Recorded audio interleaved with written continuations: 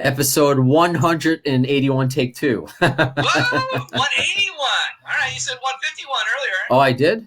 Yeah. It's a good thing that it is take two. This is why we're doing. Right, bud. Yeah. That's the thing with doing this live. I called when I started. We're all in quarantine across the world. This will be the Appetite for Distortion sub-series. Feel my quarantine. That's right. Yeah, That's what yeah. appetite for vaccination. That's right. But if I'm seeing some people starting to join on the Appetite for Distortion Facebook page. So again, it's Brando here at home in my apartment. I'm still just talking into my laptop, also talking to my cell phone to Doug Goldstein, our friend Doug Goldstein. He's been on the show, not just as that's. I think my favorite episode was not just you and hey Lee Williams from the UK. She's been a co-host. She makes to sidetrack. She makes paintings and clothing that gets sold in I Need More. Jimmy Webb, do you know who he is? Yeah, sure. In his store. So she has products. That's cool. In his store. That's again the world that connects us all. I never thought I would be, having these free conversations with Doug Goldstein like we've had over the years. But I see you're in your house. No, it's been great. So I was saying my favorite episode was not just learning about you and your Guns N' Roses stuff. It was with Dr. Stephen Thaxton. That's right, yeah. The official Guns N' Roses chiropractor. Good doctor, that's right, yeah. You can only get that on An Appetite for Distortion. So that was a great episode. So thanks for joining. I know I asked you off the air, but I want to because you have a lot of fans online. How are you? You look like you're at home. Are you on quarantine like the rest of us? Yeah, absolutely. We've been shut down for better part of 10 days. I was actually in Springfield, Missouri for about 5 days at a hotel and then kind of snuck in back to Memphis. I passed Elvis, by the way. He was carrying a suitcase. He's working at a 7-Eleven for snacks only, I guess, so. Elvis will survive the coronavirus if he still is alive. That's right. Yeah. But you feel? I know there was some stuff. Well, I'll preface it with this, which is interesting, and I've heard this on the news. Like I rarely get sick, knock on wood. It's mostly like allergies, and I will say if they ever want to become a sponsor, Zyrtec. Holy crap! Like Zyrtec. Yeah, right. I used Claritin for years, did nothing. Now I'm living with 3 cats, and I have an air purifier, but I was really sick maybe like a month ago. I was actually, and you shouldn't do this now, of course, and I wouldn't do this normally, but I was going into work sick with a 100-degree fever, because that's when I was filling in for the morning show in New York City, Q1043, and it's like, I've wanted to do this my entire life. It's like that scene from The Office with Dwight where his appendix is exploding. I don't know. That's what I was like doing the morning show. I was like, I'm okay.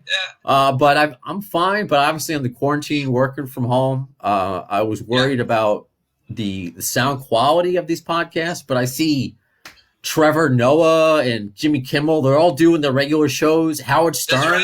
So people are happy to be distracted from all this shit that's going on. Well, Brandon, not to get off topic, but it certainly has to do with the coronavirus. The topic is you, so. Yeah, right. Well, you know what? The nice thing that I'm seeing is there's a unification in the country, worldwide, but in our country in particular, where there was so much divide happening. Do you love our president? Do you hate our president? And now there's a unification that seems to be happening that has been void in our country for such a long time. I agree with that. That it's actually really nice to see. It's sometimes I give up on humanity and the way that we treat each other, but there's been just some wonderful stories out of this that people with just exemplary, going over the top and to help others, and that's true. It doesn't matter what race, it doesn't matter what your economic status is. It's just nice to see that unification. I know, but I will say, and I'll quote actually Duff McKagan to make this. We always got to get our GNR stuff in here. But I was watching an Instagram live interview he did with somebody from AWOL Nation, and he's talking about it. And he's like, you know what? To those who are hoarding all the toilet paper, fuck you.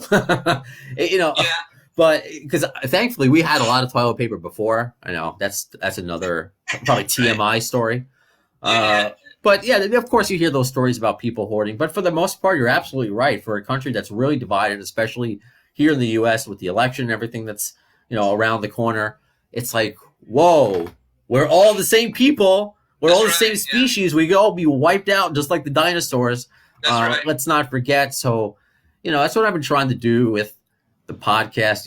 It's just I'll quote Michael Kay from he does a radio show and he does play-by-play for the New York Yankees. When he talks about his radio show, it's just a candy store. Working in radio and especially doing this GNR podcast, it's a candy store. So if I'm able not to think about it for a while, I have the news on all the time. Right. If I'm able to provide, some sort of break for people not to think about it, great. Sure. So that's why, I appreciate you just sitting down. It's not like I don't know how much you have going on because I know last time we spoke. Not a whole lot. I mean, because I'm assuming all stuff for Matthew's Hope, the organization you're working for, is on a standstill. Yeah. It's been on hold for a bit. You can't walk in and talk to people during this time period. I mean, it's just, can't do it. So I know. No, it's extremely difficult. This is a random question as people are slowly but surely joining the Facebook Live, realizing that I have Doug Goldstein on. We tried to set up. You'll see this Doug. There he is. I tried to set up doing it through a Facebook chat, despite I hate myself sometimes. My title for iHeart producer for iHeartRadio and Premier Radio Networks is technical producer. That's what I technically am. I only go so far with what I know. So once this Armageddon is over, I'll probably get now that I see people are liking this, I'll get a nice little home set up. And Amazon's they have more important things to deliver, but they're gonna take like a month to deliver a microphone, so I at least sound better. But anyway, as we're getting in some questions, so I don't forget, this is from Peter. Have you ever heard the Me and My Elvis song with lyrics? Speaking of Elvis. No. All right, so that is a leaked song title from Chinese Democracy, which today will integrate some, I don't have sound bites, but shotgun news. Today, Dr. Pepper made their offer for free Dr. Pepper for everybody in the United States if Chinese came out by the end of the year, which they had to pony up. That's guess. Right, yeah. So what, I guess, as we're just waiting for more questions and everything going on, you know what? Yeah. Here's a question for you, I thought, and Ted Nugent just gave his opinion on it, which he gives his opinion on everything. Yeah, it does, yeah. Obviously, concerts are shut down, sports are shut down. I know you're a big sports guy. Yeah. We did get to see Guns N' Roses once. I'm wearing the shirt from when I saw them in Austin, Texas. Right. And I'm hoping. Obviously, there are more important things. I'm hoping that I'm going to see them. I think in July, and with Smashing Pumpkins opening, and I've never seen the Smashing Pumpkins, so I'm really hoping, and I really feel bad for the fans who've had their show postponed. At least it's not like the beginning of the tour where we thought like it was all going to end. Right. But they did that. Like, what did you think about that at the time? Like, or what did you think about? Because I admit I was wrong. I thought at the beginning this was the flu, people overreacting. Were you kind of at the beginning of everybody though saying we should not do concerts anymore? Because I don't know if you saw large public gatherings. I mean, certainly I was. I've said this to you privately, Brandon, a million times, but the reality is I don't manage the band anymore, and haven't since 2004. But I would have probably handled things a little differently.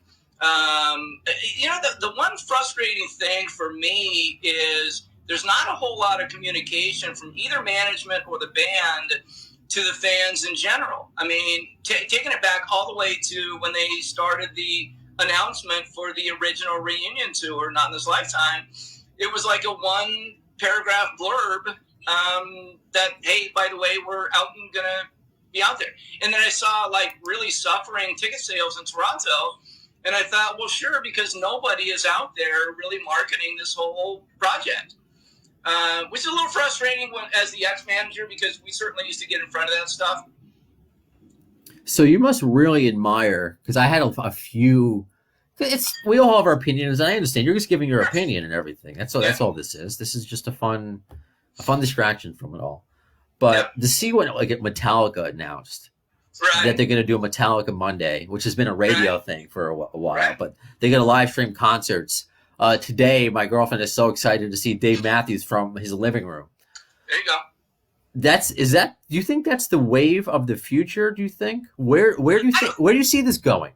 I don't think so. I really don't. I think once the entire virus thing kind of settled, there's something about, and it's historically always been this way, about the ability to go see the live gathering. It's like people used to ask me all the time, Brandon, why do people come to a Guns N' Roses concert? And I used to use the NASCAR analogy all the time. They don't come to see the race; they come to see the crash. Yeah. And so, and less and less and less, of course, now. The guys have certainly gotten substantially more professional about getting on stage and staying on stage and everything else. But no, I think people are always going to want to have that live experience.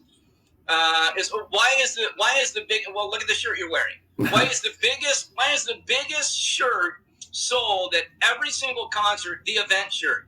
Because people want to be able to say, "Oh yeah, I was there at Austin, Texas. Oh, I was there at the Meadowlands. I was there in Cedar Rapids, Iowa, wherever." So I don't think you're ever going to be able to take that away. I do think more and more that we'll see more of what is transpiring today. Look, I mean, I don't want to be one of those guys, but it's something that I thought about years ago. Yeah. The ability to actually create one concert and it's almost like a pay-per-view, but it's done on the net instead. Right. Do you foresee, because I thought it was really fascinating that the Guns N' Roses show in Mexico for people, there is a video online that when fans are coming through, and it's not just checking your bag and all that, which they do now. I mean, the world changed after 9/11, of course. Sure. But I guess it's like a temperature reader. Like, oh, wow. Yeah, because they would even pull people aside. I mean, it's scary. Like, it looked like something out of like a horror movie. But yeah.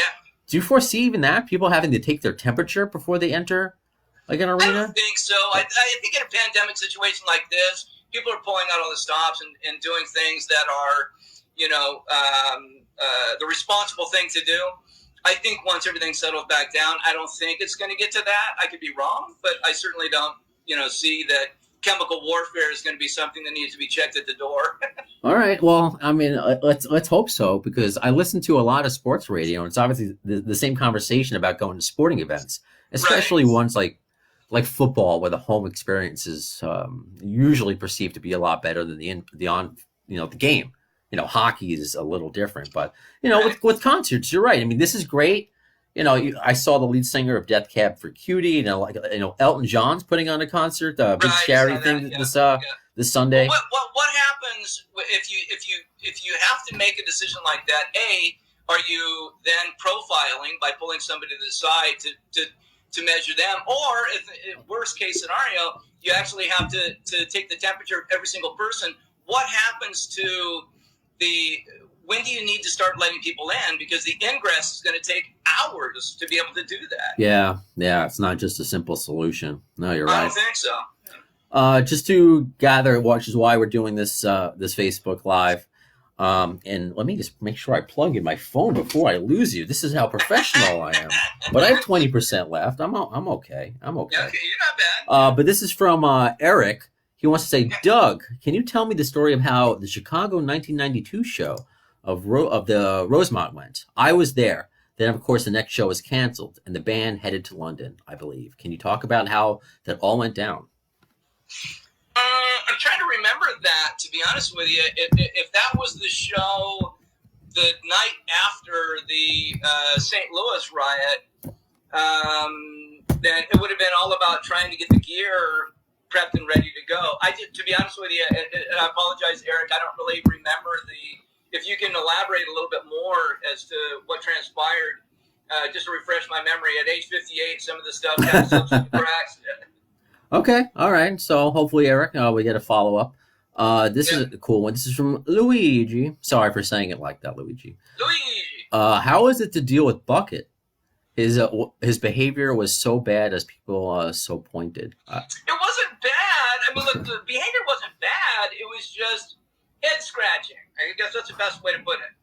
You know, to hear that he can't play his leads until we build him literally a chicken coop in the studio for him to play it. I mean, it was just stuff that you're not really used to dealing with. But to be honest with you, Brandon and Luigi in particular, I was so used to dealing with anomalies at that point. You know, when you're hired as a manager and you get a phone call that somebody, and you can certainly fill in the blanks, somebody had pushed a grand piano through the picture window and it's overhanging houses below it.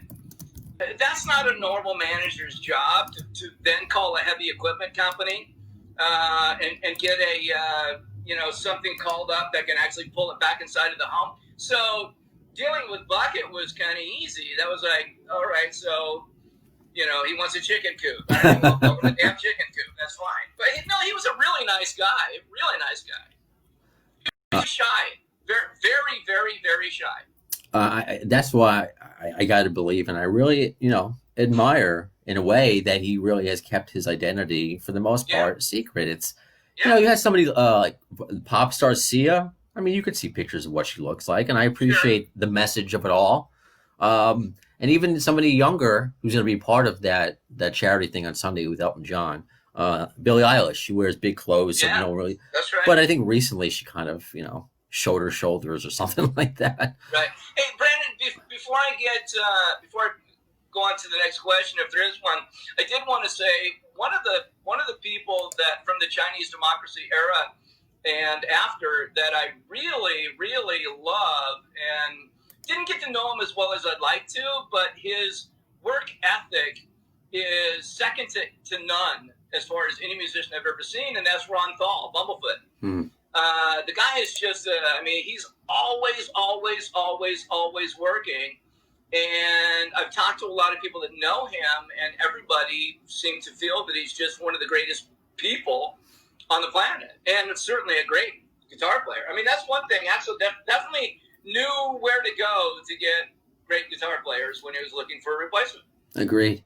And I had mentioned it on the podcast before, but I forget if I told you, Bumblefoot was my very first radio interview ever. Oh, no way. Okay. I met him at a Guns N' Roses show in Ottawa during his first tour, and he came outside stage wearing that Russian winter coat and hat thing he was doing at the time, and nobody recognized him. The security guard even said to him, "Does anybody recognize you tonight?" I did, because I was patrolling my GNR forum, and I'm obviously a nerd.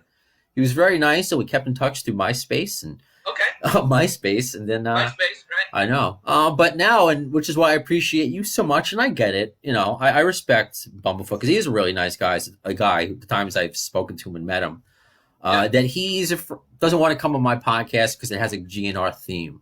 It just seems like it hurts him a little bit, and I hope he changes his mind because I know he's a great guy. He's a brilliant guitar player. That's tantamount to, Brandon.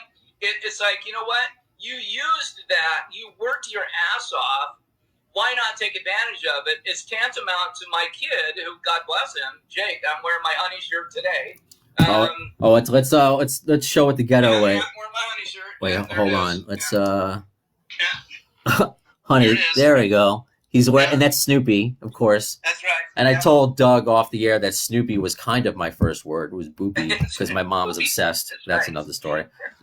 But so anyway, so with him, I still to this day, even though I'm not in the music business, I get people that are always asking me, "Hey, can you help me? Can you help me?" He called me 5.5, 6 years ago and said, "I don't want your help," and got signed to Epitaph with no help from his dad, and he's touring with his buddies. They just came back from Europe, and so, but I originally, and look, I respected his decision. Don't get me wrong.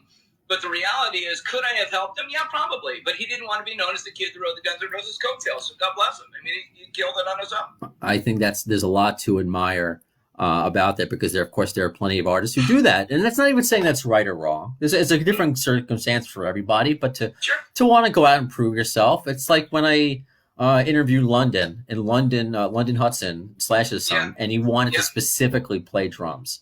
Imagine that, being a guitar player, being Slash's son. It's one thing being Slash's kid, but and he's a great drummer. So Another question, if you want. Dennis Pratt asks, can you tell the Borgata 1991 story? Borgata. Oh, Bogota. Oh, Bogota. Forgive me. Bogota. Forgive me. I got to get reading glasses. Yeah, problem. Yeah, so that was an interesting stop. Back then, Bogota was an incredibly dangerous place. Escobar was still in reign.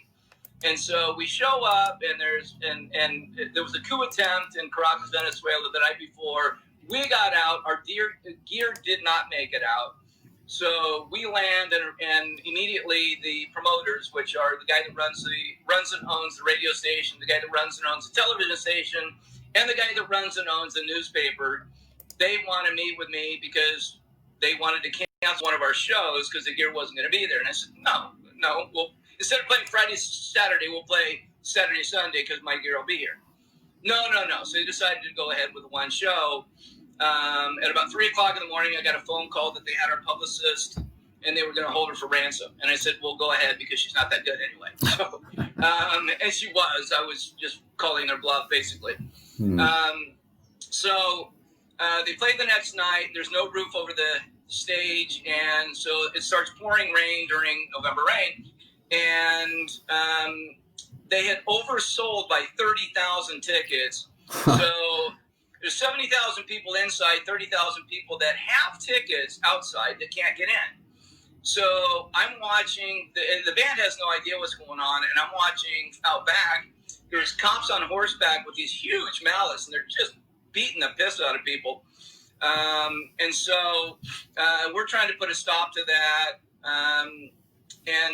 So the next morning at about 7 a.m., I read and speak Spanish because I grew up in San Diego. Okay. So 7 o'clock in the morning, there's pounding on my door. In my boxers, I open the door, and this guy hands me a letter in Spanish after he shoves a machine gun in my chest and says, you have a mandatory meeting with the mayor at 3 o'clock. And I knew there was no meeting.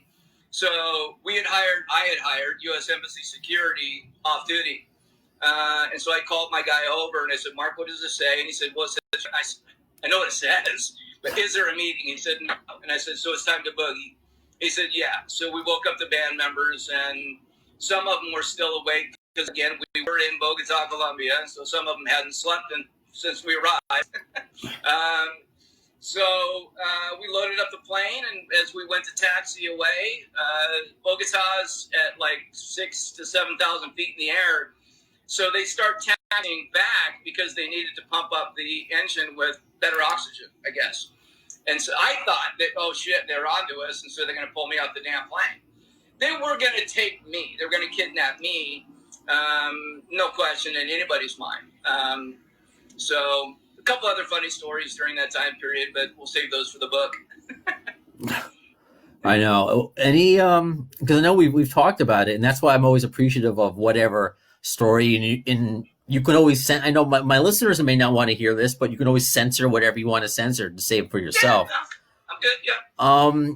One is, this was a good question to kind of keep a little bit around the Chinese era while we were talking. Sure. This is from another Brandon Yeah. Fields. Were there any big names Axl was trying to bring in as a replacement during the democracy era that aren't public knowledge?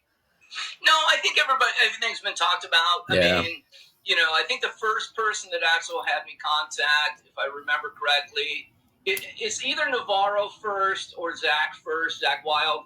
Mm-hmm. I had managed Zach, Pride and Glory, which was a great project that never got off the ground because it was a Southern rock record. And at the time, people in America were listening to Nirvana and Pearl Jam. Mm-hmm. So it never really got the opportunity that it deserved, at least in my humble opinion. I'd love to see him re-release that record. He's certainly done well with Black Label Society. Sure. But I don't remember which one came first. It was either Navarro or Zach Wild. There was never really, other than, what's been publicly put out there, no. Yeah. This is a good question. And considering, I know you're not in the music business now, but you're keeping obviously tabs on your son and the band Honey and, Sure. How things used to be. This is from Anthony. How does he believe Guns should release a new album? Since Slash apparently claims he doesn't know with the state of music nowadays, how would he like to see it? And that's, I guess, a paraphrase of, I don't know if you read that Slash comment. I did. Okay, because there's so many just different ways to do it now. Do you do a full album anymore? Because we got, in a way, a Guns N' Roses song through Looney Tunes, so there's always a different way to, it kind of harkens back to when there were 32, 34 songs on Use Your Illusion. My argument back then was, let's release one album, tour on it, and then release the second album mid-tour to kind of prolong or give new breadth into the life of the that's tour. Cool. That's a cool idea. Well, it didn't manifest because, Axl, of course, wanted the first albums ever to enter 1 and 2. But well, that's cool too. So I mean, look, if I were in a position of authority, which again, clearly I'm not, what I would hope to do is to release an EP, tour on it, and then halfway through the tour, or 3/4 of the way through the tour, release a second. But make it balanced. Don't put all the good songs on one and then, the least attractive on the second one. Have them balanced. Yeah. Totally. So do you believe in a full album, or do you believe in like an EP, a digital? Like, for instance, today, 9 Inch Nails released 2 albums for free, right? Like out of nowhere, Right. So there's so many different ways to do it. Right. Well, it depends on what your goals are, right? True. And if your goals and objectives are to try, look, nobody's making money from the sales of albums anymore unless you're in country. Nobody buys rock records anymore. They give them away. So if you're looking to and look, Slash and Duff and Axl, they're smart guys, and so they realize that they're not going to make the same amount of money that they would make back in the 90s had they released an album now. Not from songwriting, not from royalties of the actual sales of the record. So you're trying to get people to come to your concert. So I would argue that there's really no reason to release a full album. At least not if what you're trying to do is maximize the profitability of the project that you're working on. If the project that you're working on is the Not in a Lifetime 2, then give the record away, 5 songs, and 3/4 of the way, halfway through the tour, release the other 5. We want anything at this point. Right. Diana says hi from San Diego, your hometown, because a lot of people are just saying hello. This is Iona from Greece. She says, welcome back, Doug. And to follow up on Eric's Chicago question, the Rosemont, he replied, no, after DA threatened to arrest Axl, the next show was canceled April 1992. Fallout from the St. Louis previous summer. Okay. Well, I don't really remember, to be honest with you, and I apologize, Eric. I'm sure the way you're saying is accurate because there was a lot of fallout and everybody was trying to arrest him. Out to get me. He finally got arrested in New York when he flew back. But that was all set up previously. We knew that he was going to arrive and turn himself in just to be arrested. And so I don't really remember us having to, quote unquote, get out of town, if you will. But it was scary times. Anytime you're trying to protect somebody from getting arrested, of course. And that's, so I don't really remember having to make any strategic moves to make that happen. Okay. But probably did. I certainly, had to do that a number of times. All right. Leandro just wants to say hi from Colombia. Hey! My first GNR show was when I was 16. Right on. This is from Mr. Anderson from Texas. Was there a South American tour planned for January 1997? Matt said that there were shows being looked at. That would have been a tough get because I didn't really have anybody in the band. I think Matt and Duff were already gone at that point, or certainly shortly thereafter. So I don't really think that I would have been booking shows when there would have been no product to tour on. All right. Roboito says hello from Atlanta. Not Atlanta, sorry. Atlanta. Forgive me, it was Orlando. It was Orlando before you go off on an Atlanta team. All right, okay. Sorry, Disney World shut down, man. That's when you knew things are bad. When Disney Well, you know World what? shut down. But I mean, I don't know if you saw, Brandon. The price of a single day pass now is $200 at Disneyland and Disney World. It's $200. I mean, at some point, it's tantamount to what's happening with sports and with entertainment, music, certainly. You know, the people are demanding so much money, players, either athletes or musicians or whatever, that it has to be passed on to the consumer. And so it's become kind of an elitist situation. If you don't have a lot of money, you're not going to be able to take your kids to Disneyland. You can't afford to go to a sporting event. You can't afford to go to a concert. At what point does somebody just go, stop, time out? I mean, to see, you know, I saw where, I think it was Rage is touring at $25 a ticket, which I was like, God bless them. Make it affordable, man. No, well, I think at first fans were upset, and then they get, you know, tied it with the charity. Yeah, you know, you're right. With sports, it's gonna reevaluate a lot of different things, you know, prioritize. So it's not like we wanted our pause and reset to come at this cost, you know, the cost of, you know, a virus. But Right. you know, if there are silver linings to come, you know, I say bring them on. Right. Manuel says, what was the relationship, or asks rather, what was the relationship between GNR and Great White? Yeah, they liked each other. There was kind of a mutual respect there. I mean, I lived with Jack Russell, the singer. Oh, you lived with him? Yeah, I lived with him before I got married. We lived in Redondo Beach together. Jack's a hilarious guy. I've got some kind of funny stories that I'll have to tell off the record. Fair enough. But yeah, but they liked each other. I mean, look, the original Live at the Ritz, Great White was supposed to headline. And Niven saw that probably would not be a great idea, so he swapped it. But the Great White guys, I mean, they appreciated the Guns guys, and conversely, the Guns guys really appreciated the Great White guys. They're very different, right? But I think having the same management company, there's always camaraderie. There's not necessarily competitiveness. At least we didn't have that, I don't believe. Okay. Wojtek just says greets from Germany. Hey, all right, Germany. I mean, this is just cool that all these different people are joining and still appreciate, you know, what your time with the band all these years later. Yeah, it means a lot to me, Brandon. It really does. You know, I mean, you and I talked about this before we even got started. My reality is that I stopped getting paid from GNR in 2004 when I retired to Hawaii. But you know, I love the fans, be it new fans or old fans. And so I'll always be here to answer questions to the best of my ability, right? At least from what I remember. where in your head, because we've talked about the book, you know, and now you got time, you know, Yeah. is it just something that you set out to do and it's just kind of, or is there like a plan that you have?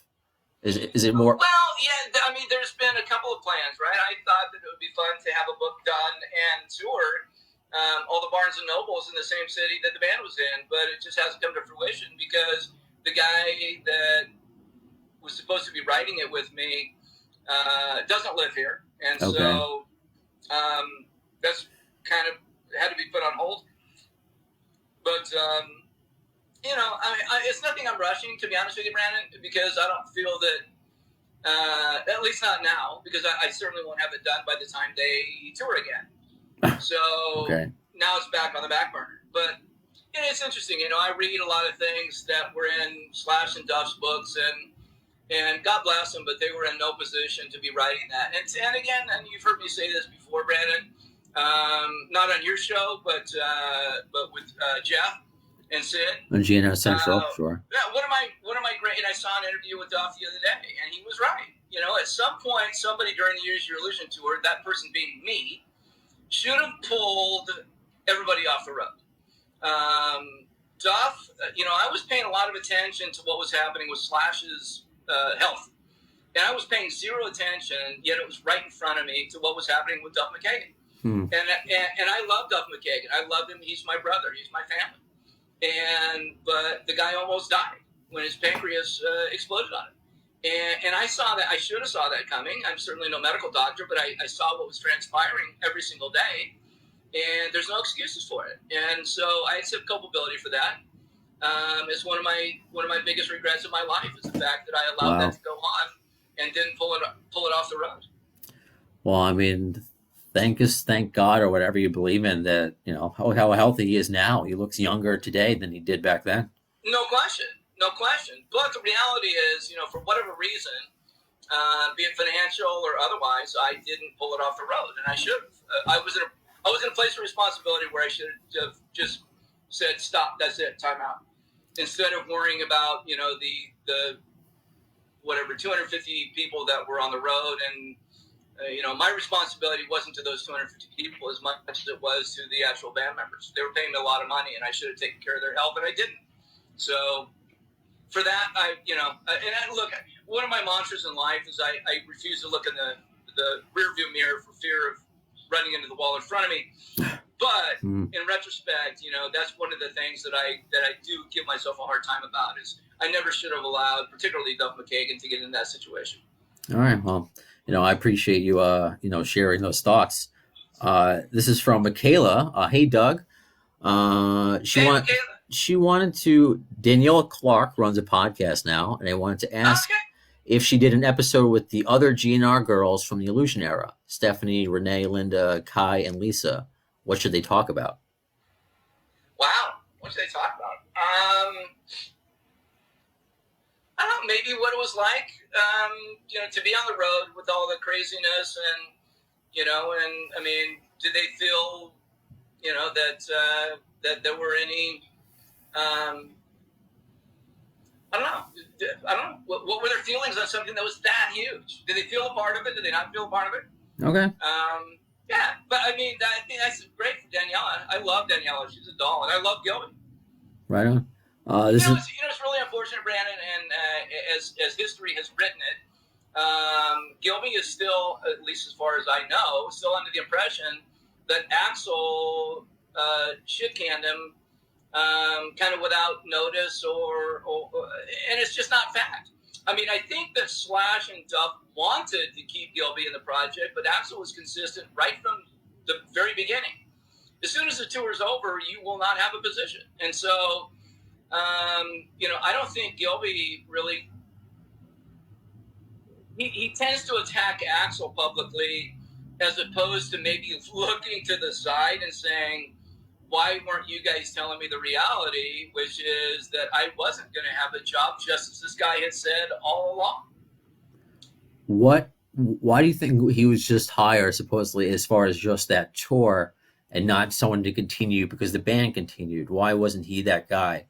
I can't answer that. In Axl's head, he planned on going in a different direction, which would have been a 2 lead guitar player and 1 rhythm guitar player, right? Why not a different rhythm guitar player? I don't know. And the other thing that's really frustrating to me is all along, and look, you can't go backwards, you can't put the genie back in the bottle, but all along, when Axl said, Paul Hughey's only there until Slash and Duff find a replacement. And I would tell those guys every single day, if you find a replacement, you won't have to deal with Paul Hughey anymore. And they never brought one up. They just thought it would go away. There's so little known about Paul Hughey. How did he get into the mix? He was a friend of Axl's from Indiana. Okay. He used to come to shows in the early days, but the reality is he was only there to fill a space. And only Axl knows why he wouldn't have had Gilby just stay in the band. I don't know the answer to that question. All I do know is that he was consistent with his words from day one, and maybe Axl's a real principled guy. Maybe that was part of it. And why was Paul Hughey essentially just... It was leaked, and I will say that I may or may not have seen it, that comeback 2001 House of Blues show where he played. I had never seen... There's no other place to see him play with GNR. Was that his only show? So what happened there? Why was he such a short-lived? Well, I don't think. Axl said it from the beginning and all the way through. He's not my permanent replacement. He knew that Paul Hughey didn't have the look for it anyway. It wasn't the look that he was interested in having. He was just filling space until somebody would replace him. But I don't know if it became. It could have been, the Emperor's New Clothes. maybe people were afraid to put somebody into the mix for fear that Axl would say, no, screw you, and then they'd be out. I don't know. I mean, only Axl knows that. I'm not really sure. Well, hopefully he has a book coming out as well. Axl, I'll tell you what, if Axl had a book coming out, that guy has a memory like a steel trap. I mean, yeah. His memory is crazy good. Crazy good. Yeah. All right. Well, let's hope maybe one day we'll get another 1, 2. We'll get the Axl #1 bestseller, and then Doug Goldstein #2 on the New York Times bestseller. Why does it have to be in that order? I want to get him on the show. That's why you keep going. We're already friends. That's right. This is from Dennis, to go back to a different era. What happened with the back end tour dates, the later June dates with Iron Maiden in 1988? Well, I mean, look, the it was never going to fly, that tour. They may have liked the band Iron Maiden, but when we went out on that tour, the very first day, Axl came into the dressing room. He said, "No interviews. That's it. No." I said, "What are you talking about?" He goes, "Dude, have you seen their stage set? I'm not interviews. No photos." He goes, "I will not have my picture taken in front of their stage set. Have you seen it?" I said, No. And so I pulled slides aside. I said, this is what I used to always do. I pull slides aside. Axl's being difficult. I need your help. He goes, "Okay, what's up?" And I said, he says that there's no photos because the stage set is ridiculous. He goes, "I'll be right back." He comes back. He goes, "I agree with him." I said, "No, dude, come on." So I said, "Duff, let's go check it out." We went out there, and Duff's just shaking his head. He goes, "I'm sorry." He goes, "It's unanimous, Doug." He goes, so I look up, and there's all these robotic ducks, right, as their backdrop, and Eddie swatting these robotic ducks. And so I knew, it was like, you know what, it is so not who Guns N' Roses is. It had nothing to do with what they do or did or didn't think of the musical abilities of Iron Maiden. It stood for everything that Guns N' Roses wasn't.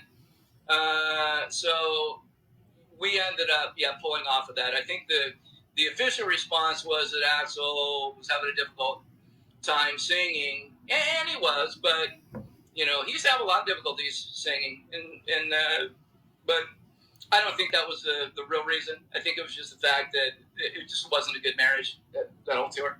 All right, fair enough. And forgive me if I'm mispronouncing this guy's name.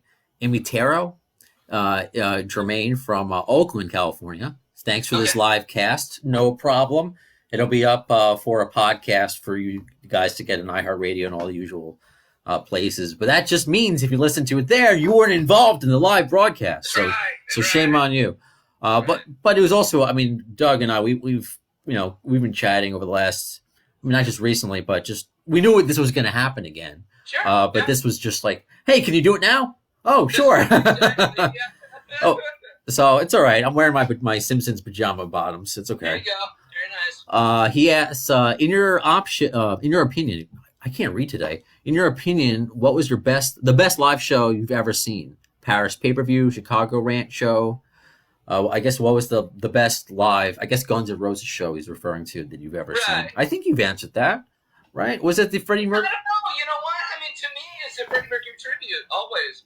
Yeah. I would have to say, in the original Live Aid, who stole the show? Queen, no question. I mean, I was actually sitting in a room with the singer of Air Supply, Russell Hitchcock, watching that show, and Russell Hitchcock is no slouch vocally, right? I mean, the guy's got pipes for days. You may not be a fan of Air Supply, right? But it's hard to argue that fact. I mean, the guy's just got pipes for days. And he was just saying, this guy's the best I've ever seen. So fast forward at the Freddie Mercury tribute, in my humble opinion, and I certainly have a dog in the race, but I felt like Guns N' Roses really was the best band from that show. And it was just it was a collection of, the greatest musicians ever. Yeah. And so I was really proud to watch the guys perform with that. Either that or, Maracana, the first time we played in Rio, with the exception of Axl making me sing Knocking on Heaven's Door. I did. That was a great, and that's just, I think a lot of it has to do with emotionally for me, those were shows that I was really proud of the guys, and because I mean it's the bunker mentality, right? You're touring with basically it's like the Partridge Family, and you've heard me say that before, but you're touring along with your group of friends and family, and you don't realize how large you are until you step out in front of 225,000 people, and there's not one blonde in the whole group. Right, and people are screaming and yelling, and I mean it was a sight to see. I can only imagine, which is why I appreciate conversations or books that come out or films or Right. who knows if we'll ever see it Speaking go. of books, by the way, Mick Wall, what a scumbag he was. And the guy called me out, Brandon, and he said, Doug, you and Peter Grant of Led Zeppelin are the greatest managers of all time, and I want to put you on, quote unquote, the Mount Rushmore of rock and roll managers. So I'm doing this book, and I'd like to get an interview. So I spent about 60 hours with the guy on the phone, and shame on me. Wow. I didn't get editorial approval.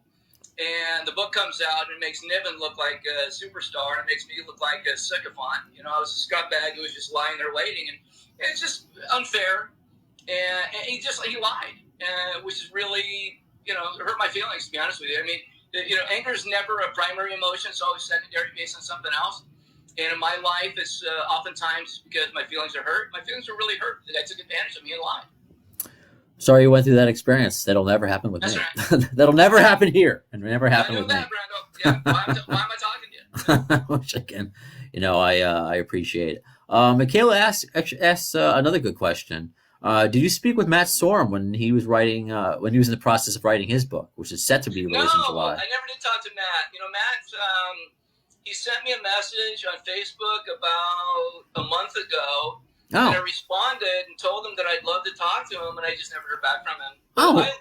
I mean, what Matt has done with his life, sans Guns N' Roses, watching his social causes, and everything that he's done professionally as well, his band with Geezer Butler, and I mean, it's really impressive. And Matt's not the same guy that I toured with. Wow. Okay.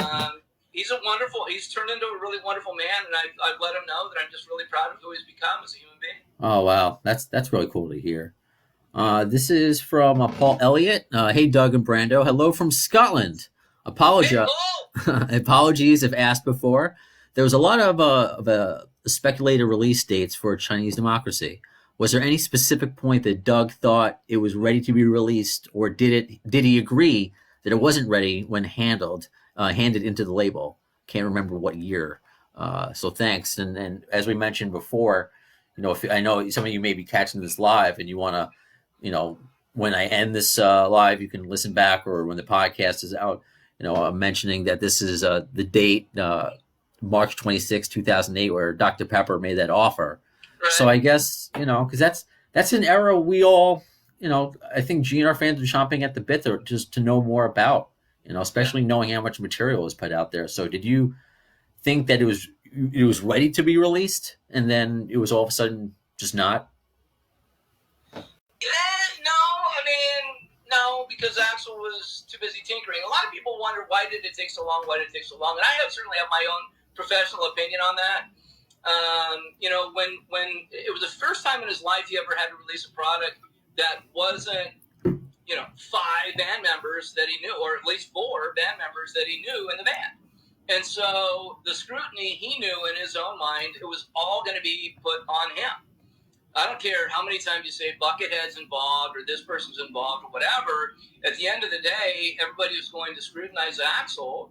And so getting him to release the baby, right? The baby's 10 years old and walking and ready to go into 4th grade. But, and that's my own opinion. We've never had that discussion, Axl and I.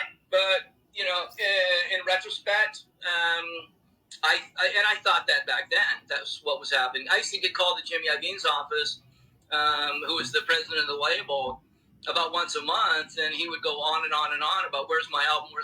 And I tell him the reality is like, look, if I push Axl one direction, he's going to run in the other. So what do you want me to do? And they ended up being short conversations because he knew I was right. I mean, You know, with Axel, you just don't push him. I mean, he's going to go in whatever direction he's going to go in. You know, as that was happening, you know, it was probably in early college, and that was at the time where I really got into Guns N' Roses, and was searching the forums for all the leaks of this album that may or may never come out. And you know, as speaking as just a fan and growing up, you kind of sometimes project your own feelings onto the members and or the songs, and that's why they become your favorite band. So I always felt like, you know, my life or my radio career is like my Chinese democracy. Everything needs to be perfect. You know, it was a big challenge for me to do this podcast and to do it by myself. You know, my first couple times professionally on the air, my hands were shaking.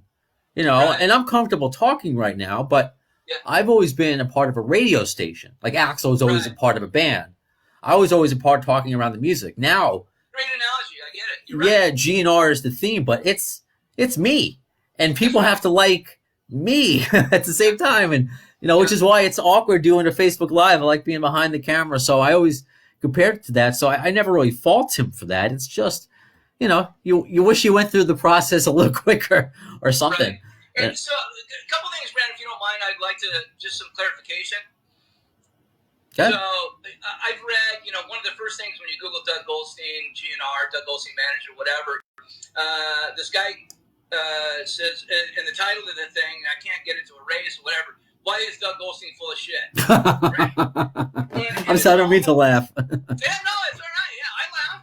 So, but it all has to do with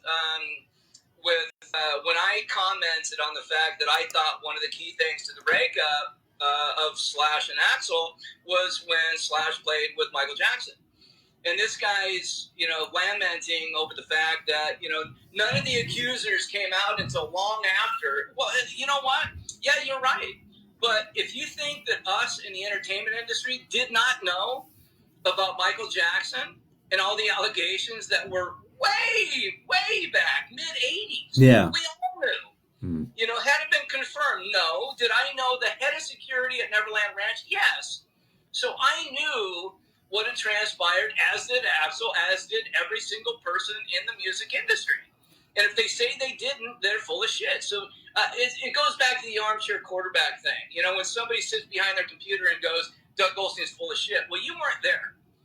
That's so how, until you walk in my shoes, kiss my ass. The other thing that I wanted to clarify with you, Brandon, is, you know, when I hear, you know, if Axl said jump, Doug Goldstein said how high. Well, you know what? Was I a placater? No. Did I have nobody knows my private conversations with Axl Rose. Agreed. The reality is he gave me the opportunity, because he respected my opinion, to share my opinion. He did it in every situation. Did he always listen to what my opinion was? No. But did he give me the opportunity to at least voice my opinion? In every case, yes. So, you know, it's real easy, again, to be an armchair quarterback and sit back and say, you know, you did this or that. Well, most of the people that are writing weren't even there. They weren't even born. I know. So, hey, hang on a second. The gal's calling. No, all good. I can mute it. Hey, I'm doing a podcast. What's up? See, I answered the phone when my girlfriend calls the other day. Now Doug is answering. Sure. Sounds good. I love it. Anything. I don't care. And hey, Graham from Ireland. Hey, I'm back. A coin from the Netherlands. No, it's all good. I love it because the other day when I did this, my girlfriend called. So it's just, I love it. It's part of the live radio thing. But I agree. You know, even with me, you know, I've said from day one, and my friend Ian, when we started the podcast, I'm just, you know, how can I be an expert about a band that I wasn't there for? You know, I can read other people's stories. You can watch other people's movies. I can do interviews and hear other people's versions. I was not there. You know, I try to give you as educated as a version as I have, but you should always take that, you know, with I guess with anything, whether it's news, you know, politics, you know, use your own brain at the end of the day. Well, yeah, all you got to do is watch CNN or watch Fox. And look at it's the same news, but it's skewed so differently. It's who's in front of you. It's frightening. It is absolutely frightening. But not to lose it, to clarify, when you said, you because I was young when that first round of allegations came together. Because I was probably one of my first favorite artists was Michael Jackson. I had. Well, and that's another thing. And Brandon, I'm sorry to intercede real quick, but that's another thing. You know what? I'm not saying I wasn't, and I'm not still a Michael Jackson fan. Sure. I mean, you have to compartmentalize. But the reality is, I knew that certain things were transpiring at Neverland Ranch, and as did everybody else in the entertainment industry. Well, yeah. Then on that, do you mean you knew of the allegations, or you actually knew something bad was happening? I knew something bad was happening. We all did. I think I refuse to watch that. I know it's not airing anymore, but that documentary on HBO. I think I just don't want to. I don't want to be faced with that as someone who loves his music.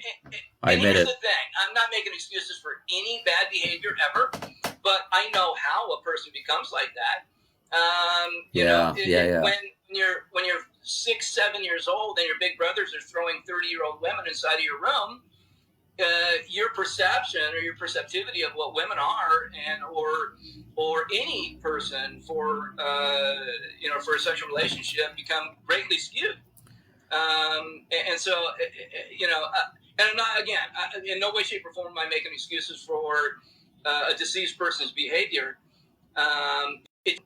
That was never part of what I was trying to get across when I made the statement about it was potentially damaging to or possibly caused the falling out. Because at the point in time when I was talking about that, at the point in time, Axl was livid over the fact that Slash would, go play for a big screen TV, what he negotiated, with somebody after Axl had just released a story about being molested as a baby. And that was my only point. I can understand that. I can't blame him. If that's the case, I can't blame him for that. Sure. And your business partner. Up until that point, he had no idea. And people ask, what's the greatest thing you ever did for Guns N' Roses? The reality, greatest thing I ever did for Guns N' Roses is not letting Axl know how the rest of the band felt about him. Far and away, he would have gone home. Because he loved the rest of the guys. He didn't understand why they would have any issues with him. And I do. We all do. I mean, if you're standing up on a stage and your lead singer leaves the stage and you have to play for a half an hour before he comes back, yeah, you're going to have a lot of hostility towards the guy, And I'm asking them to not let that manifest for fear that we're all going to go home. Do you think it's a miracle that Slash and Axl have been not just got back together, but touring for 3+ years? Did you ever imagine we would get to this point? Or you thought it was... No, I thought they would get her. Yeah? Oh, well. Oh, yeah. Yeah, clearly. Look, I'm not the only one who thought so. I mean, Irving Azoff, he didn't decide to manage Axl Rose because he thought that Buckethead would still be in the band. I mean, he was gunning for it. And Doc McGee, who's a great friend of mine, Doc decided to take over and to try and convince Axl to bring the other guys back. I mean, everybody was hoping that it would transpire. It just took, it took the perfect storm, right? Sure. To make it happen. And so the divorce of Slash and Perla, Axl wasn't necessarily as happy playing the size venues as he was, as opposed to being able to put Slash and Duff back in solid stadiums. So, I just think it was inevitable. It just had to be the perfect storm to make it transpire. Yeah, that's life. It's got to be the time and place, and as somebody, my biggest frustration, Brandon, to be honest with you, and again, you can't put the genie back in the bottle, but I know everything I did for that band. I know from a marketing perspective. The reality is, never one show without with a unsold ticket, not one, in 2.5 years on the Use Your Illusion tour. No other manager can say that.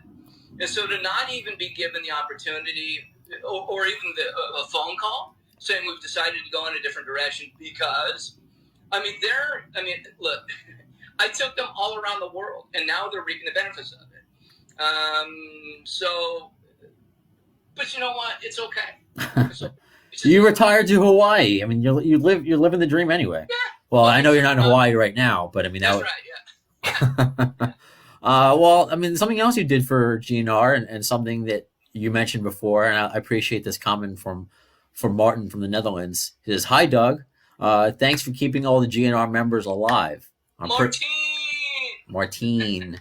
I'm sure. I'm pretty sure that if it wasn't for you, certain members wouldn't even be breathing as of today. So, I'm sure. It's a lot of. We've talked about my issues why I've been in therapy. I think about if I acted this way, this person would still be around. And it's hard. I mean, I'm sure you tried to make the best decisions as you could at that time, but just like the reunion, it's just Brandon, time and place. You know this, so it's edification, not education. But as one of the things that I have been doing in my quarantine's time, I've been reading and watching some interviews with the different guys, and I saw I mentioned earlier I saw one with Duff, and Duff even said they were talking about had somebody taken you to a rehab. Do you think it would have stuck? And he said, no, because I wasn't ready to go. And it's the old adage of, you know what, we can talk till we're blue in the face, and I certainly used to with Slash, about, you can't do this to us, you can't do this to yourself, you're going to die. But until a person's ready to make that decision upon their own, they're just not going to, right? No, you're right. I mean, I had to make the decision to, go to therapy. Yeah. And thankfully, my therapist helped me make the decision to stop drinking because I'm like, I'm not an alcoholic. I don't drink when I go out, but I'm like George Thurgood drinking alone in my apartment. It's just it wasn't very good. So I don't want to keep you here forever, because we're doing this Facebook Live for. Good, bud. Yeah. Look at you. You're a beautiful man. This is also from Emmy Taro, and forgive me again if I'm mispronouncing it. What did happen? I know you might have talked about this at one point. What happened backstage at the MTV Awards between GNR and Nirvana? Just watched a Nirvana doc and heard Kurt used to stay at hotels under the name Bill Bailey, which is Axl's real name, as a joke or maybe out of respect. But what really? No, that would have been respect. So what really happened at the award show? Well, I mean, it was pretty simple. It was kind of a big quad area. It was at UCLA. And we're walking across the quad area, and it's myself, Stephanie Seymour, and Axl. And Courtney starts chiming up very loud where everybody can hear it. Oh, look, it's Asshole Rose. Hey, Asshole Rose, is that your supermodel fucking fiance? So and Axl's just like, just let it go, Courtney. No, fuck you, Asshole Rose. And so he walked up to Kurt and said, shut your fucking cunt trap wife's mouth, or I'll take it out on you. And he didn't say Kurt was scared shitless, didn't say a word. And the frustrating thing is Axl loved Nirvana. He was the one that went to Slash and Duff with copies. They were on the same label with copies and said, listen to this. This is where music is going. And those guys kind of sloughed it off. It's kind of funny in retrospect. Now they act like, oh yeah, we were big Nirvana. But no, they weren't. So it really, and I mentioned it for myself, anger is never a primary emotion, and Axl's the same way. For him, it's usually when his feelings get hurt, he lashes out. So, so he actually went with me over to their dressing room area and tried to call out Kurt and anybody else that would want to fight him. Axl's, he's nuts, so he'll fight anybody, right? And, that's why you guys got along, because you'll fight anybody too. Oh, absolutely. He tried to fight me one time in Atlanta. He thought better of it after a while. But okay. Anyway, yeah. So save it after the book. Yeah. So nobody would respond. None of them, right? And they just stayed in the dressing room. They were afraid. So then they go on stage, and Kurt Novacek, he starts, this one's for Axl, shut up. My whole deal is, look, if you're going to be a big mouth, say it to the guy in person. Yeah. So that's just where I come from. That's kind of where I come from. It's the whole martial arts thing. It's like, if I have an issue with you, you're going to know it. I'm not going to, hide and wait till I go on national television. It's still made for, it's still an iconic TV moment that we still talk about to this day. Right. And, it's crazy. Now it just seems like so many feuds are forced or staged. You know? Yeah, right. Look, Axl was never one to want, he never went out publicly to talk about his issues. He just didn't, right? I mean, it's like the Vince Neil thing. I mean, when Vince punched Izzy at the Tom Petty show, Axl wanted to kill him, he's Vince is telling everybody on MTV and anybody else that'll listen that he wants to have a pay-per-view fight with Axl. So Axl had me call Doc McGee, who managed Vince at the time, and say, you know what, Axl's tired of this shit. He doesn't want to do it publicly. There's a country where you can actually go fight to the death. Axl's yeah, and Axl was serious. What? Vince stopped talking right there. That was it. Jeez. No more talking about that. Yeah. God, you wanted to go Street Fighter on him. Holy shit. Yeah. Oh, go fight to the death. Oh, who knows? Maybe they can still have it. It can be like Mayweather Pacquiao, past its prime, but still, I'm sure it'll get some good numbers. This is from Dennis Pratt again, but that's okay if you guys submit more than one question. It just have great listeners. What happened after? Speaking of busy, what happened after the show where Izzy chases Axl and kicks him? I think it was England. I think the video is still floating around somewhere. So, are you familiar? No. Okay. So, Dennis, if you want to... No, Dennis, send that to me. Elaborate. Yeah, just let us know. Izzy chases Axl? So he said, Izzy chases Axl and kicks him. I think it was England. Don't remember that at all. All right. So, Dennis, you're obviously... I'd love to see it, Dennis. Sammy Johnstone asks, any fun memories to share Calder Park in Melbourne, Australia in 1993? Which show? 1993, Calder Park. Calder Park! Oh my God! that was an insane show. It was heat. It was rain. I actually did an interview recently for the television station, one of the news stations down there, kind of remembering it. I mean, it was worried about public transit, and there weren't enough bathrooms. I mean, the whole thing was just a mess, but the concert itself was phenomenal. I remember helicoptering in, and the amount of people that were at that show was crazy. It was a real fun experience. I mean, we had a good time at that show, albeit I wish the fans had a better time than... But, I mean, who knew, right? I mean, the rain and the heat combined made for a real difficult day. I can't even imagine. I don't know if I've ever had a really poor weather concert experience. In sports, I have. Brandon, our big saying on the Usual Illusion tour was, you should have been here yesterday. Because we heard that every city we went to. That's funny. Every city we went to. It's like, you should have been here yesterday, man. The weather was great. So, yeah, okay. Well, it's like when I went to Austin, Texas for the first time, and it was 50 degrees.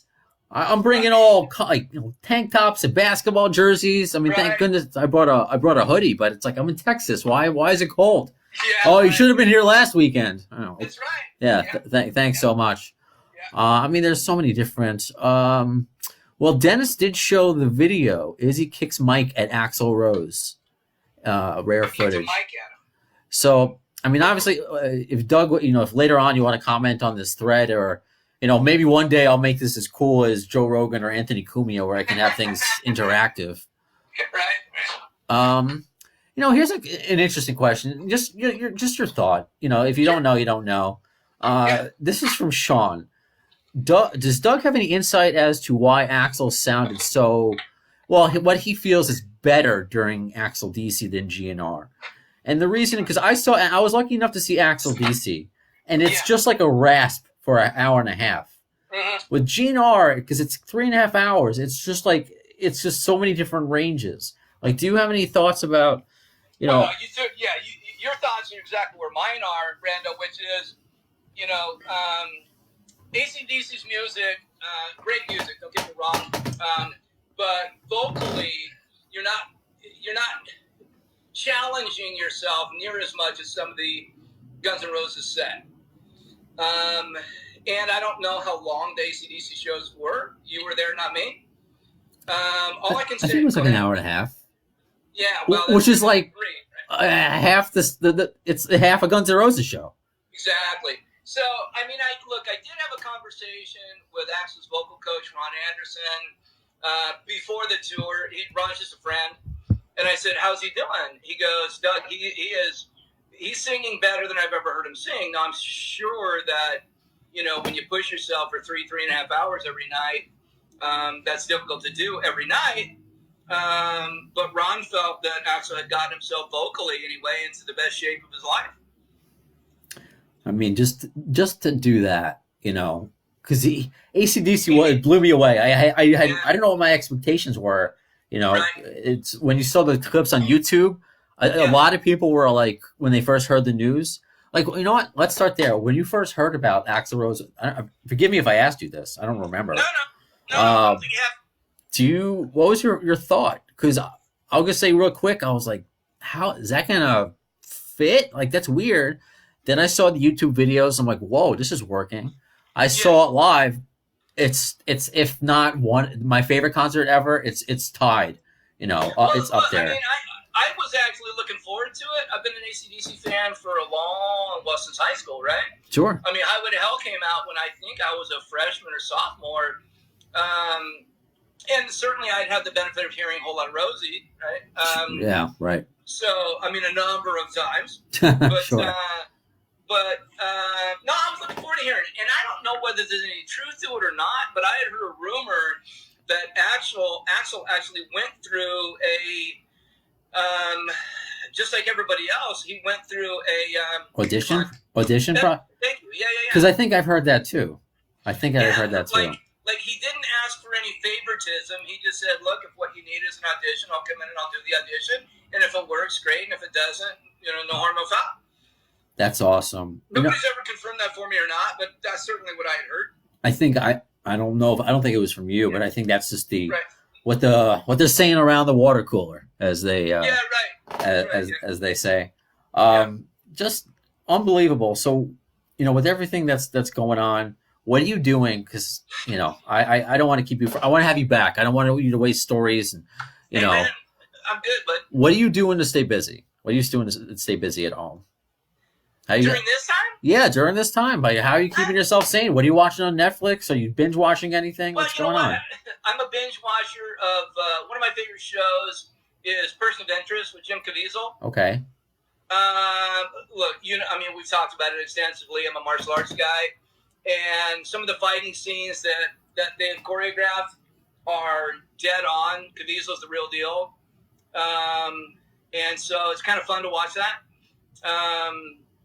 But it's also a great show. I mean, it's got all the stuff that you look for in a show: suspense and thriller, and car crashes and explosions, and the nerdy tech guy billionaire who hired him originally. It's a great show. I mean, if you haven't watched it, it's definitely worth watching. Is that the one with? I think you're saying the nerdy guy. Is that the actor that plays Ben from Lost? Is he in that? I don't know if you ever saw Lost. I don't know the show. Oh, well, now is the time, especially because there's a quarantine theme in Lost. Okay, all right, okay. I've watched it 3 times. I love Lost. Okay. Yeah, it may frustrate you, but, No. It's great. Yeah, so other than that, I mean, catching up on new music. Anyone that excites you? Anyone that excites you? Like anyone new that excites you? Other than Honey, anyone new that excites you? Like new artist? Well, yeah, actually, there's a band. Well, 2 of the guys in the band I've been friends with for ages. They're originally out of Brazil, but they've been living in England now for about 4 years.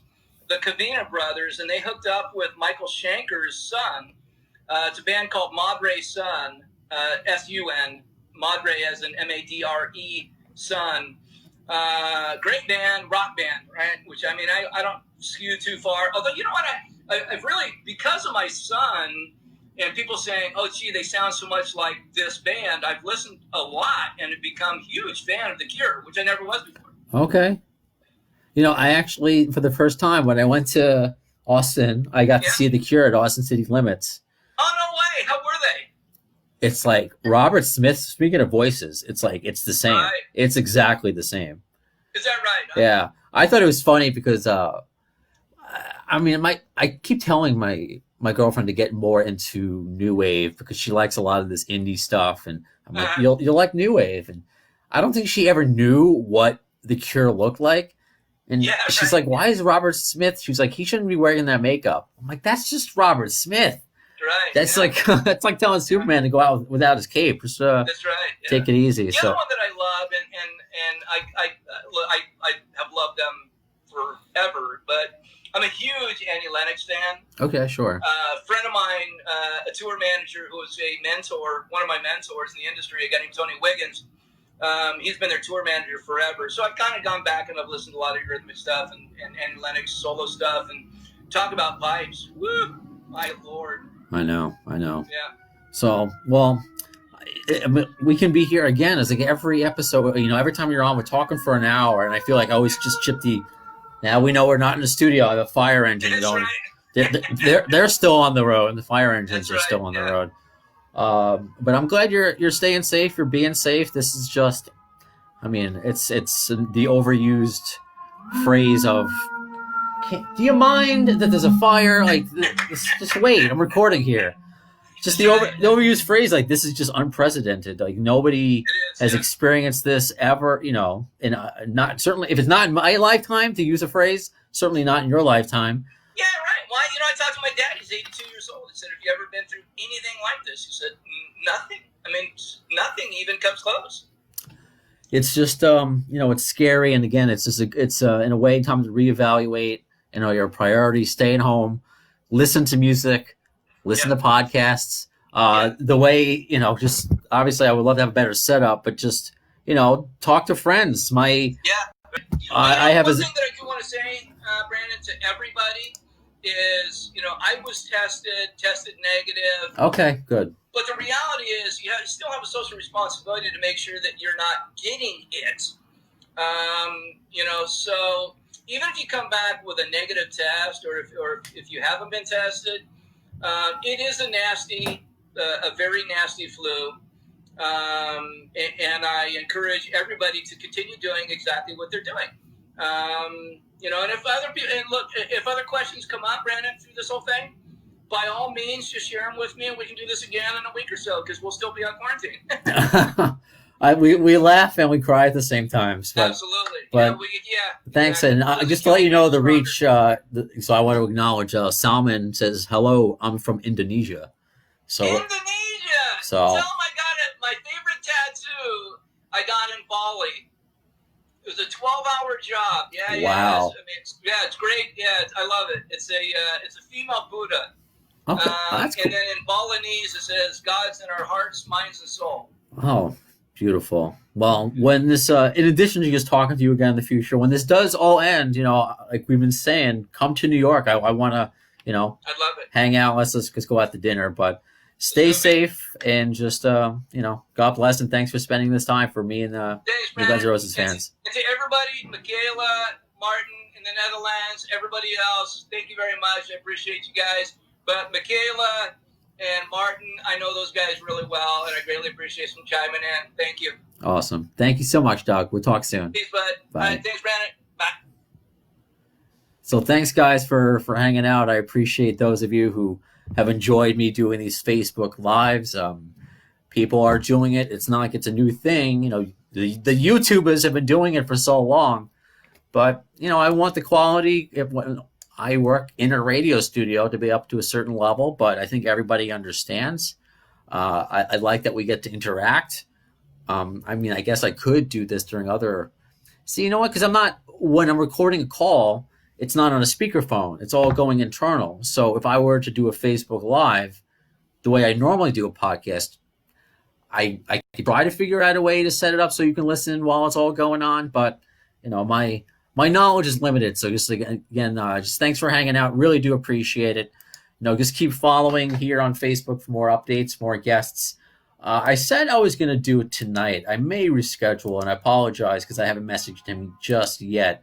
I want to, we're going to interview Greg. Doug is FaceTiming me again. Hey, Doug.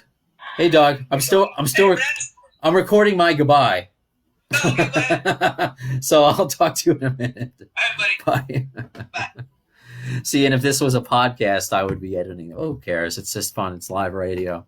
But I'm gonna be speaking with Greg Renoff, who is an author and wrote a great Van Halen book, Van Halen Rising. And if you've been following on social media, Facebook or Twitter, we put out there, what do you prefer for a debut album, Van Halen or Guns N' Roses? Obviously, it's a silly question, but we'll talk to him about his book. We'll talk to him about Appetite and Van Halen's first record. So I was originally going to do that tonight, but this impromptu conversation with Doug Goldstein, I want you guys to digest everything that he said. So I don't want to kind of maybe burden you guys. So I'll probably book that for next week, especially since tomorrow, right here on Facebook Live, we'll be interviewing Ernie C. from Body Count. Ernie C. is back on the show. He's been on before talking about the new record Carnivore. He's great friends with Duff McKagan. So plenty of stuff to talk to him about. I appreciate, it's hard for musicians out there. People, they have a new album. They can't go out and promote it. So we'll promote it through here. So again, thanks for hanging out through this episode of Appetite for Distortion. When will you see the next one? Well, I guess I told you it's going to be tomorrow. Yeah, tomorrow's Friday. Tomorrow. When you're in quarantine, right? Am I the only one? It's like, what day is it? Where am I? So tomorrow we'll be speaking with Ernie. And in addition to that episode and the one with Greg and this one, they will all be not just on Facebook Live. They're going to be on the podcast platforms, iHeart, Spreaker, SoundCloud, Apple Podcasts, Spotify, all that fun stuff. So you can listen to it as well. But when are you going to see it? Just to keep in tradition of my sign off. Well, in the words of Axl Rose concerning Chinese democracy, I don't know if you'll see it. Wait, sorry, I was reading a comment. See, that's why I don't do the lives. Tim Tricoli, the guy who has 200 or 300 Guns N' Roses shirts. This is Austin City Limits. This is the Austin, Texas shirt. Let me turn around. There's a back to it. There's a back to it as well. I wanted to get the lithograph, but I think I said this on the Facebook Live with Ian. I just didn't want to carry it around. I have that one. Pointing, yes, I have that one. So anyway, until next time, when will you see the next episode of Appetite for Distortion? Well, the words of Axl Rose concerning Chinese democracy, I don't know if soon is the word, but you'll see it.